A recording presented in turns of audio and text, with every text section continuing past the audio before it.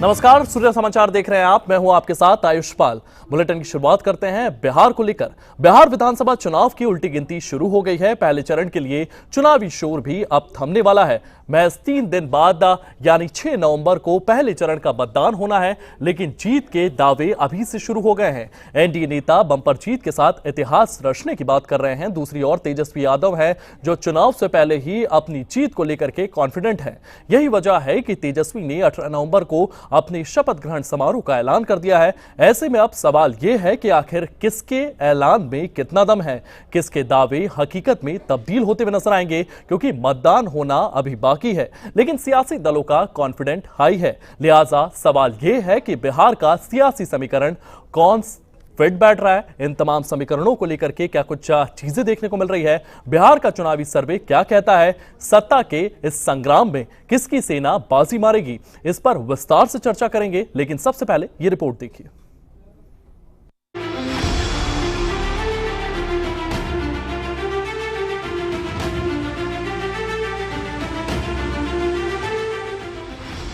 जीत को लेकर एनडीए की दहाड़। इतना सीट इतने ज्यादा पैमाने पर हम लोग कभी नहीं जीते थे जो दिखाई दे रहा है। इसमें कोई शक नहीं है, आएगा एनडीए। नीतीश कुमार के नेतृत्व में सरकार बनाएगा एनडीए। तेजस्वी शपथ को तैयार।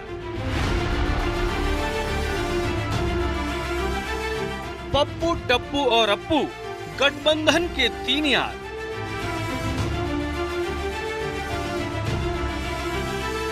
बिहार विधानसभा चुनाव की पहली परीक्षा 6 नवंबर को होनी है।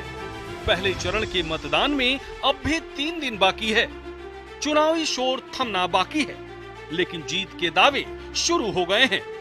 पहले चरण की वोटिंग से पहले कोई सरकार बनाने की तैयारी में जुटा है, तो कोई शपथ ग्रहण की तारीखों का ऐलान कर रहा है।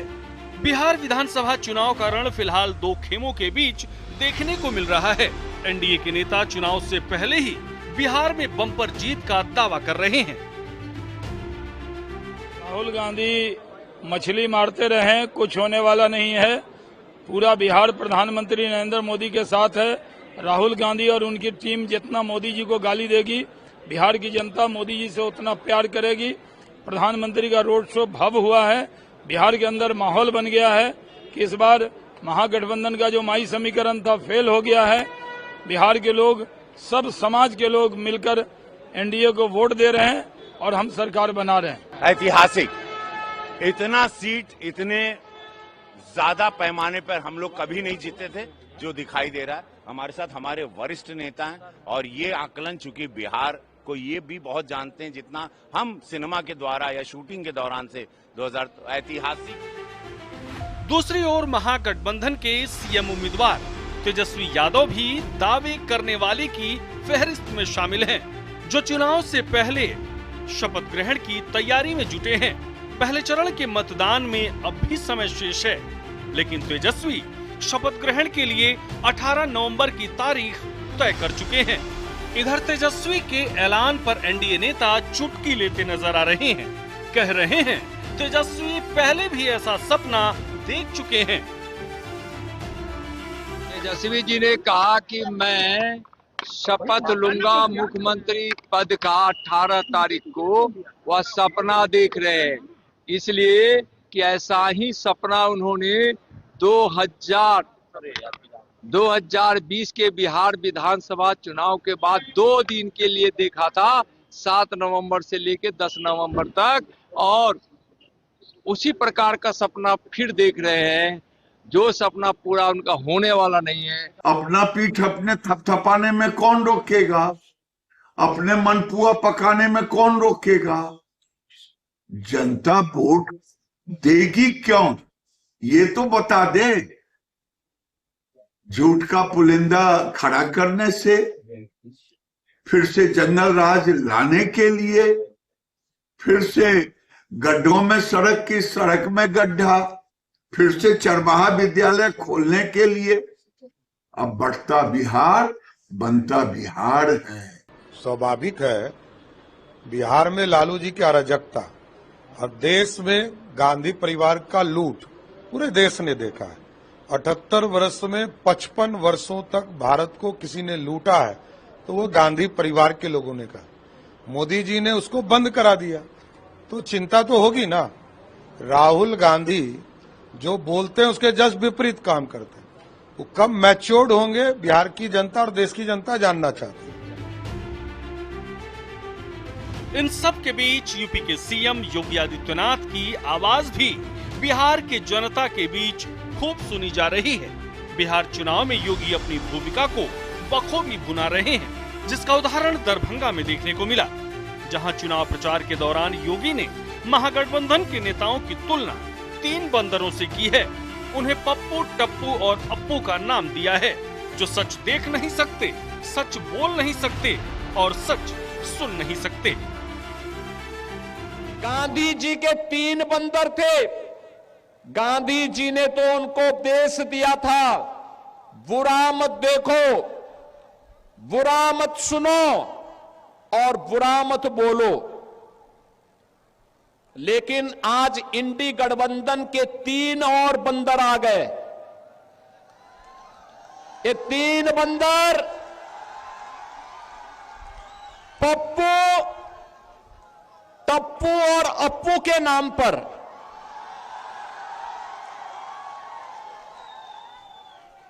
पप्पू, टप्पू और अप्पू के नाम पर पप्पू सच बोल नहीं सकता, अच्छा बोल नहीं सकता, टप्पू अच्छा देख नहीं सकता और अप्पू सच सुन नहीं सकता। कुल मिलाकर बिहार की चुनावी गर्मी मौसम की ठंड पर भारी नजर आ रही है, क्योंकि यहाँ सभी के अपने अपने दावे हैं, तो उन दावों पर कटाक्ष भी है।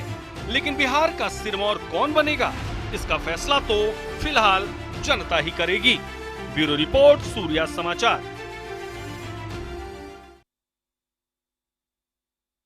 तो बिहार दौरे को लेकर के लगातार सियासी दौरे देखने को मिल रहे हैं। तमाम नेता जो है वो बिहार में दौरे करते हुए नजर आ रहे हैं। पीएम मोदी हो गए, गृह मंत्री अमित शाह हो गए, योगी आदित्यनाथ हो गए। लगातार दौरों की फेहरिस्त जो है वो देखने को मिल रही है। तमाम तरीके के मुद्दे बिहार चुनाव में उठाए जा रहे हैं और इन्हीं मुद्दों पर चर्चा करने के लिए हमारे साथ हमारे 2 मेहमान जुड़ चुके हैं। गौरव मिश्रा, प्रवक्ता बीजेपी से, और राकेश रंजन, प्रवक्ता आरजेडी से। आप दोनों का बहुत बहुत स्वागत है। मेरा सबसे पहला सवाल गौरव मिश्रा से मैं लेना चाहूंगा। गौरव जी, जिस तरीके से लगातार बीजेपी फुल एक्शन मोड में नजर आ रही है, तमाम नेता जो है वो प्रचार प्रसार के लिए बिहार पहुंचते हुए नजर आ रहे हैं, योगी आदित्यनाथ की रैली वहां पर देखने को मिल रही है, बीजेपी चुनाव के इस अंतिम दौर में, प्रचार के इस अंतिम दौर में क्या कुछ मैसेज जनता तक पहुंचाना चाह रही है?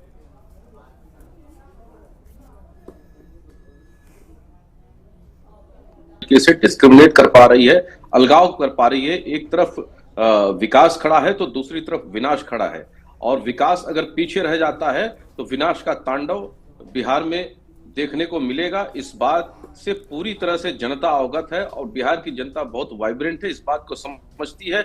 यही कारण है कि पुराना ट्रैक रिकॉर्ड 20 वर्षों से उस जंगल राज को रिपीट करने के लिए तैयार नहीं है जनता। और जो खड़े हैं विपक्ष में, वो आज भी अपनी प्रवृत्ति को छोड़ने के लिए तैयार नहीं है।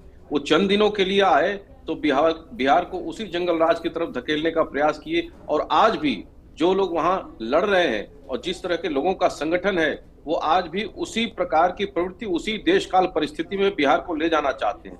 लेकिन मैं बहुत साफ और स्पष्ट कहना चाहता हूं कि 5 दल एनडीए के पूरे इंटैक्ट होके, पूरे ताकत के साथ, बूथ से लेकर के पूरे पैन बिहार में अच्छी तरह से चुनाव को ले रहे हैं, गंभीरता से ले रहे हैं, लड़ रहे हैं। और केंद्र का जो संयोजन है, केंद्र का जो समर्थन है, हमारे शीर्ष नेतृत्व ने जिस तरह से मोर्चा संभाला है, उससे जनता के अंदर बहुत उत्साह बढ़ा है, विश्वसनीयता और बढ़ी है। और अब वो दिन दूर नहीं जब बिहार अपने यहाँ रोजगार को सृजन करेगा, और न सिर्फ बिहार को एकोमोडेट करेगा बल्कि दूसरे क्षेत्रों के भी बच्चे, दूसरे प्रदेशों के भी बच्चे बिहार में अपने लिए रोजगार की संभावनाओं को तलाशने जाएंगे। जिस तरह से बिहार में विकास की यात्रा शुरू हुई है, और अब ये यात्रा रुकनी नहीं है, अब इसे कोई रोक नहीं सकेगा, क्योंकि बिहार किसी भी कीमत पर तैयार नहीं है। जो पोटेंशियल है बिहार का, जैसा आपने देखा कि एथेनॉल का फील्ड हो, इंडस्ट्रियल कॉरिडोर हो, एक्सप्रेसवेज हो या फिर नेशनल हाईवेज हो, बिजली के का प्रोडक्शन हो, ये सभी चीजों में बिहार में आमूलचूल परिवर्तन आया हो। बिहार ने एक नई भोर, एक नई सुबह देखी है और उस सुबह को, उस प्रकाश को, उसको अंधेरे में तब्दील करने का काम बिहार की जनता कदापि नहीं करेगी। इसके लिए एड़ी चोटी का पसीना विपक्ष लगाने के लिए तैयार है, लेकिन उन्हें स्वीकार करने के लिए जनता तैयार नहीं। राकेश रंजन जी, इस पर मैं आपकी प्रतिक्रिया चाहूंगा। जिस तरीके से यहाँ पर गौरव जी ने जिक्र किया है, उनकी ओर से कहा गया है कि बिहार में लगातार विकास के काम किए जा रहे हैं, तो बीजेपी को ही चुना जाएगा। आपकी प्रतिक्रिया?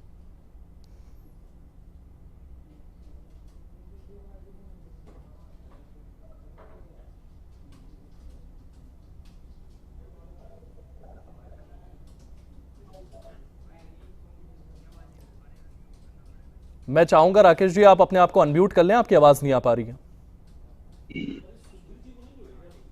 जी अपनी बात रखिए। पूरा एनडीए का कुनबा, चाहे प्रधानमंत्री जी हो, चाहे उनके जितने भी नए नए जो नमूने आ रहे हैं, इतने डरे हुए हैं कि ये लोग क्या बोल रहे हैं क्या नहीं बोल रहे हैं, कुछ इन्हीं को समझ में ही नहीं आ रहा है।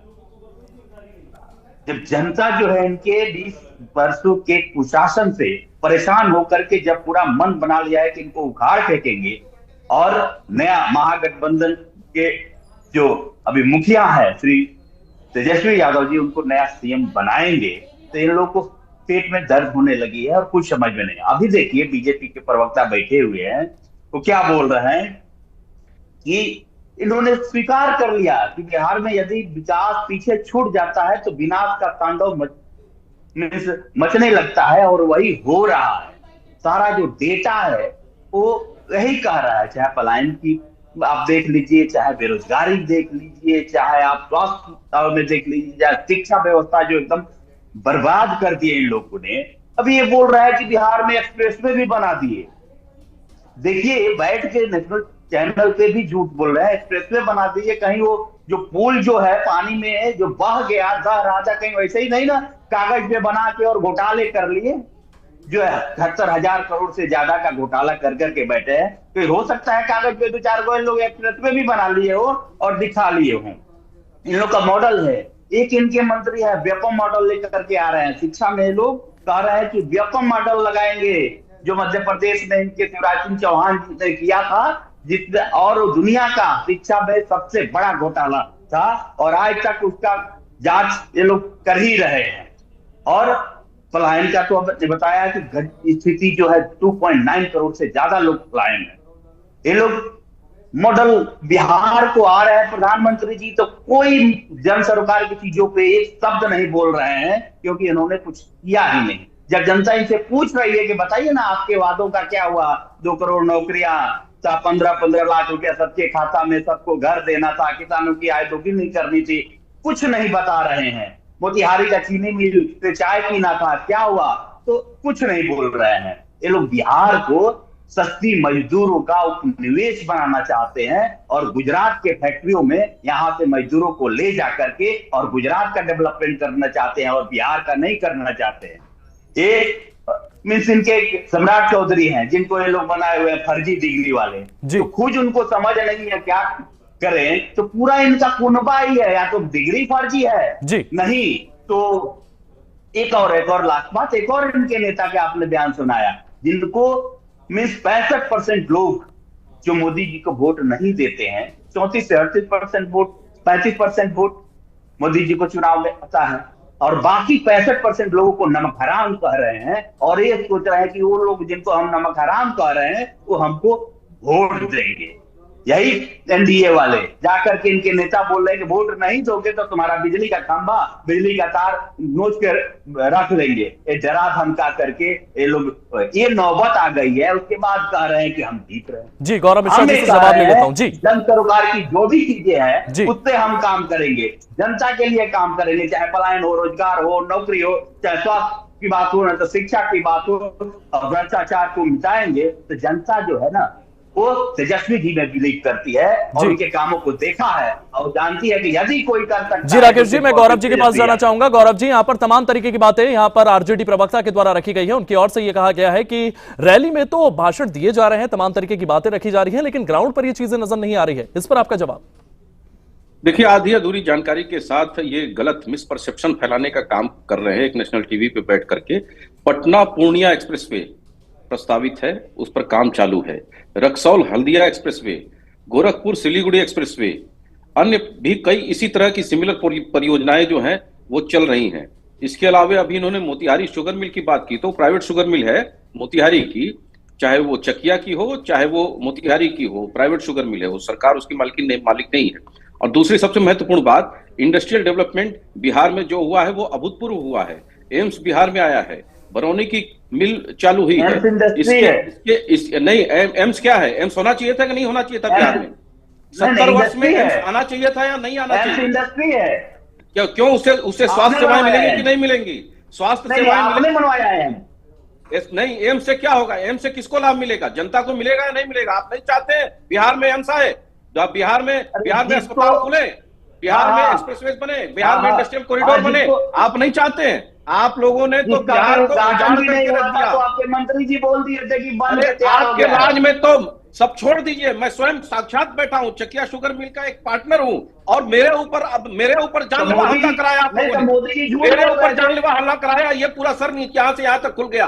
आप लोगों के राज में तो कोई परिंदा नहीं जाता था वहां कार्य करने के लिए, और बिहार के पोटेंशियल को कुचल करके रखा था आप लोगों ने। और आज बिहार के रास्ते पर जा रहा है, उससे आपको बेचैनी है, उससे आपके पेट में दर्द हो रहा है, पेट में मरण पड़ रही है, और वो होना नहीं है। जनता कभी कदापि नहीं आने देगी आपको। और अभी तक 26 जी, मैं हमारे तीसरे मेहमान के पास भी आपको लिए चलता हूं। सुधीर सोनी जी हमारे साथ राजनीतिक विश्लेषक मौजूद हैं, मैं उनके पास लिए चलता हूं। गौरव जी, गौरव जी, एक एक करके हम सवाल रखेंगे तो लोग भी हमारी बातें समझ पाएंगे, आपकी पार्टी का संदेश समझ पाएंगे। गौरव जी, राकेश जी, जी मैं सुधीर सोनी जी के पास आपको लिए चलता हूं, राजनीतिक विश्लेषक हमारे साथ मौजूद हैं। सुधीर जी, जिस तरीके से बिहार में लगातार सियासी जंग देखने को मिल रही है, तमाम मुद्दों को लेकर के चर्चा चल रही है, लेकिन सबसे महत्वपूर्ण सवाल यहां पर पलायन है और शिक्षा है। इन दोनों मुद्दों को लेकर के मैं आपकी राय जानना चाहूंगा। अरे तो प्रधानमंत्री जी को मालूम था कि नहीं?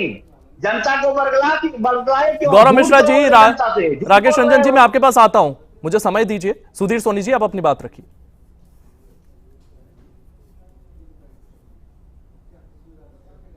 सुधीर जी, मैं चाहूंगा आप अपने आप को अनम्यूट करें।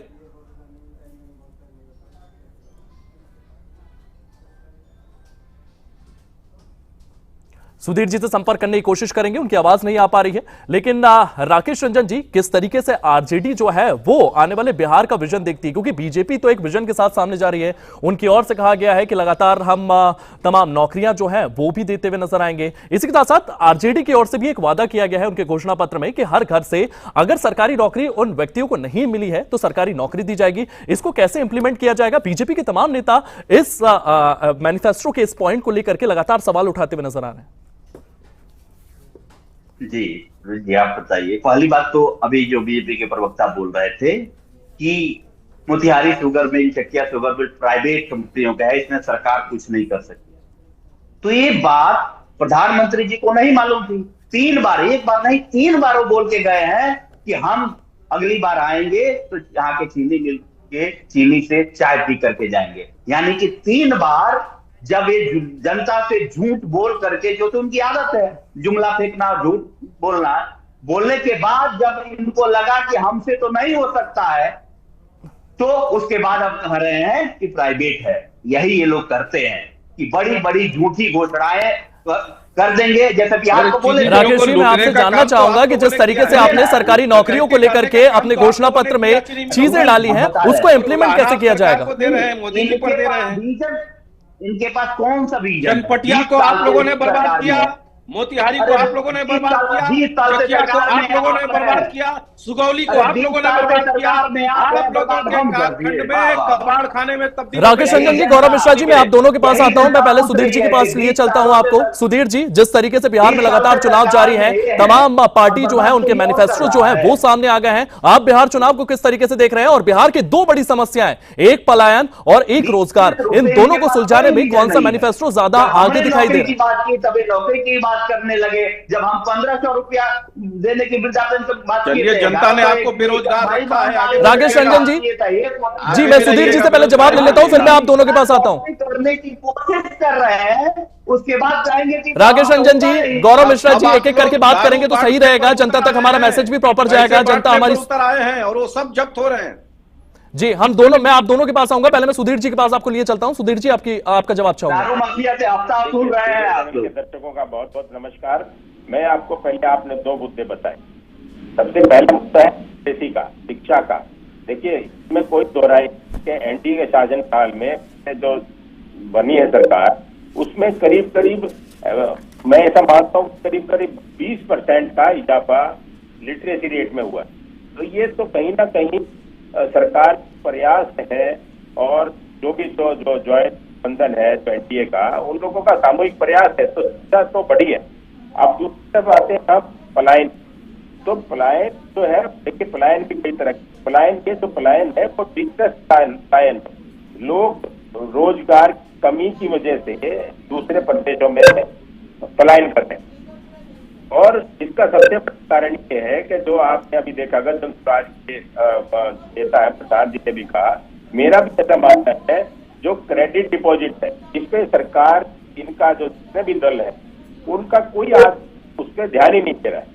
बिहार में क्रेडिट डिपॉजिट जो सीटी का रेशो है, वो देश में झारखंड के बाद दूसरे नंबर। तो जब लोग नहीं लगेंगे तो रोजगार का, जितनी पार्टी दावे करती है रोजगार देने की, तो इनके पास कुछ कैलकुलेशन नहीं है, कुछ सिस्टम नहीं है। बताएं रोजगार देंगे कैसे? 2.5 करोड़ रोजगार कहाँ से आती है? खाली जुमले हैं, वादे हैं, जो पार्टियां लगभग सब चुनावों में करती हैं। जी लगातार ये तमाम मुद्दे जो हैं वो लगातार उठाए जा रहे हैं। राकेश रंजन जी, मैं तेजस्वी यादव के बयान सुन रहा था, उनकी ओर से ये कहा गया है कि 18 तारीख को मैं बिहार के मुख्यमंत्री पद की शपथ लेता हुआ नजर आऊंगा। आपको नहीं लगता ज्यादा जल्दी उन्होंने इस बात को लेकर के प्रतिक्रिया दे दी है? अभी चुनाव होना बाकी है। सिर्फ वही थोड़े कर रहे हैं, हमारे नेता ही थोड़े कर रहे हैं, बिहार की एक एक जनता कह रही है, बिहार के एक एक समुदाय कह रहा है, चाहे वो दलित हो, शोषित हो, वंचित हो, सवर्ण हो, गरीब हो, मजदूर हो, चाहे वो जीविका दीदी हो, चाहे नाई हो, कुम्हार हो, बढ़ई हो, चाहे जिनके लिए, हर एक समुदाय के लिए, जब वो उनमें जिनका इन्होंने नरसंहार कराया है वो भी कह रहे हैं, जिनका इन्होंने जनसंहार कराया है वो भी कह रहे हैं कि मुख्यमंत्री बनेंगे। जो लोग पलायन कर गए वो भी कह रहे हैं कि ये मुख्यमंत्री बनेंगे और कराते हैं। स्वयंभू मुख्यमंत्री घोषित कर दिया उन्होंने अपने आप को बहुत पहले ही। राहुल गांधी के भय से उन्होंने खुद को घोषित कर दिया। आपको भी मैं बोलने नहीं दूंगा, नरसंहारी आप जी लोग जी हैं। राकेश जी आप अपनी बात रखिए, गौरव जी उनको अपनी बात रखने दीजिए, उसके बाद मैं आपके पास आता हूं। राकेश जी आप अपनी बात रखिए। तो सारे हर समुदाय की ओर लेकर के हमारा मैनिफेस्टो आप पढ़े, हर एक समुदाय से लेकर के, चाहे युवा हो, उसकी रोजगार की बात हो, कोई शिक्षा की बात हो, स्वास्थ्य की बात हो, चाहे हर समुदाय है जिनके जो भी सरोकार है उनसे बात करके उनकी बात की गई है। इसके अलावा पलायन जो सबसे बड़ा दंश है, जो बिहार के लोग जो झेल रहा है, उनकी रोजगार की बातें हैं, नौकरी की बातें हैं। तो ये सारी जब चीजें कही गई, हर एक समुदाय कह रहा है कि हमारा जो भी चाहे, जो भी हमारा सरकार है, वो सिर्फ और सिर्फ तेजस्वी जी पूरा कर सकते हैं। इसलिए हमारा मुख्यमंत्री जी एक छोटा सा जवाब अब मैं गौरव मिश्रा जी से चाहूंगा, क्योंकि मेरे पास समय की कमी है। जी जी गौरव मिश्रा जी आपका एक आखिरी रिएक्शन जल्दी से। जी गौरव जी आपका आखिरी रिएक्शन। जी देखिए इन लोगों ने बिहार को 100 साल पीछे ढकेल दिया था, इस प्रकार से भेज दिया था कि प्रागैतिहासिक काल में बिहार चला गया था। और वहां से बिहार को उठाना पिछले 20 वर्ष में जिस तरीके से एनडीए की सरकार ने और नीतीश जी ने उठाने का काम किया है, ये अभूतपूर्व है और ये गति अब रुकनी नहीं है। इसमें बहुत पैराडाइम शिफ्ट आना है। जी गौरव जी मैं आखिरी बार सुधीर जी के पास जाना चाहूंगा। सुधीर जी 2 बड़े फैक्टर और माने जा रहे हैं इस चुनाव में, एक तो जनसुराज पार्टी, प्रशांत किशोर को आप कितना इफेक्टिव मानते हैं इस चुनाव को लेकर के, और दूसरा तेज प्रताप यादव जो राघोपुर की सीट पर चुनाव प्रचार करते हुए नजर आ रहे हैं। इन दोनों पर मैं आपकी टिप्पणी चाहूंगा। देखिए, जहां तक मैंने पहले भी कहा, प्रशांत किशोर जी ने पिछले 3 साल में बिहार में, लगभग पूरे बिहार में बहुत पदयात्रा की, बहुत मेहनत की है। लेकिन जहां तक मेरा अपना निजी विचार है, वो इस इलेक्शन में अपनी एग्जिस्टेंस दिखा पाएंगे बड़ा मुश्किल लगता है। वो केवल कुछ वोट काट सकते हैं जिसका फायदा सीधा सीधा एनडीए को। जी सुधीर जी, तमाम जानकारी के लिए आपका बहुत बहुत धन्यवाद। आप तीनों हमारे साथ जुड़े, आपने अपनी बात रखी, इसके लिए आप तीनों का बहुत बहुत धन्यवाद। बिहार विधानसभा चुनाव की उल्टी गिनती शुरू हो गई है। पहले चरण के लिए चुनावी शोर भी अब थमने वाला है। महज 3 दिन बाकी हैं। अब देखना होगा कि बिहार की सियासत पर कौन सी पार्टी विराजमान होती है। फिलहाल इस बुलेटिन में इतना ही। आप बने रहिए सूर्य समाचार के साथ।